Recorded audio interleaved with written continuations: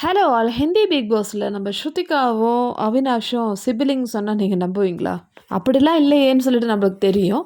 ஆனால் ஸ்ருதிகாவோட ஃபேன்ஸ் வந்து இப்போ ஒவ்வொரு ரீல்ஸாக வந்து க்ரியேட் பண்ணிகிட்டே இருக்காங்க. பிக் பாஸ் 18 ஸ்டார்ட் ஆன டைமில் ஆரம்பத்துலலாம் வந்து ஸ்ருதிகா எல்லார்கிட்டயுமே வந்து நல்லா தான் வந்து பேசி பழகிட்டு இருந்தாங்க. ஸ்ருதிகாவோட கேரக்டர் நம்மளுக்கு தெரியும் இல்லையா? எல்லார்கிட்டயும் வந்து நல்லா சிரித்து பழகி பேசுவாங்க. ஸ்ருதிகாவோட இந்த ஒரு கேரக்டர்னால தான் வந்து எல்லார்கிட்டயும் வந்து நல்லா மிங்கிள் ஆக முடிஞ்சுது. ஸோ ஆரம்பத்தில் எல்லார்கிட்டயும் வந்து செம்மையாக ஃபன் பண்ணிட்டு இருந்தாங்க, பேசிட்டு இருந்தாங்க. ஸோ அந்த டைம்லலாம் வந்து இந்த கேமோட சூடு ஆரம்பிக்கலல்ல. ஸோ அதுக்கப்புறமேட்டு மெதுவாக கேமில் இறங்கும்போது தான் யார் ஹீரோ, யார் வில்லன், யார் வந்து சப்போர்ட்டிங் ஆக்டர்ஸ் அந்த மாதிரிலாம் வந்து தெரியும். ஸோ படம் பார்க்கும்போது அப்படி தானே இருக்கும். ஸ்டார்டிங்கில் எதுவுமே தெரியாது, நல்லா தான் இருக்கும்.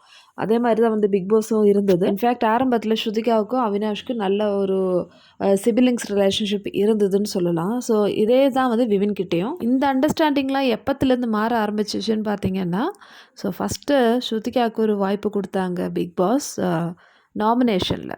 அந்த நாமினேஷன் டாஸ்கோட எல்லாமே வந்து மாறிடுச்சுன்னு சொல்லலாம். ஸோ என்டையர் ஸ்டோரியே வந்து அங்கேருந்து தான் வந்து க்ரியேட் ஆகுது.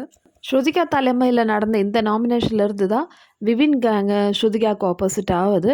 மேபி இந்த ஒரு சம்பவம் மட்டும் நடக்கலைன்னா ஸ்ருதிகா மேபி டாப் 5ல இருந்திருக்கலாம். இந்த ஆப்போசிட் டீம் உருவாயிருக்காது. இல்லைனா விவின் கேங்கில் வந்து ஒரு மெம்பராக இருந்திருப்பாங்க நம்ம ஸ்ருதிகா. எனிவே பிக் பாஸ் முடிஞ்ச பிறகும் ஃபேன்ஸ்லாம் வந்து ஒவ்வொரு வீடியோஸ்லாம் வந்து ஷேர் பண்ணிகிட்ருக்காங்க. அது பார்க்கறதுக்கு ரொம்பவே மகிழ்ச்சியாக இருக்குது. என்ன தான் பிக் பாஸ் முடிஞ்சாலும் அங்கே 100 நாள் நடந்த சம்பவங்கள், எஸ்பெஷலி ஸ்ருதிகா இருந்த டைமில் என்னெல்லாம் நடந்ததுன்னு சொல்லிட்டு நம்மளுக்கு இன்னும் வந்து ஞாபகம் வந்துனே இருக்கும். ஸோ ஆஸ் யூஷுவல் இந்த வீடியோ பிடிச்சிருந்த சேனல் லைக் பண்ணுங்கள், ஷேர் பண்ணுங்கள் அண்ட் சப்ஸ்கிரைப் பண்ணுங்கள். இதே மாதிரி அடுத்த வீடியோவில் பார்க்கலாம்.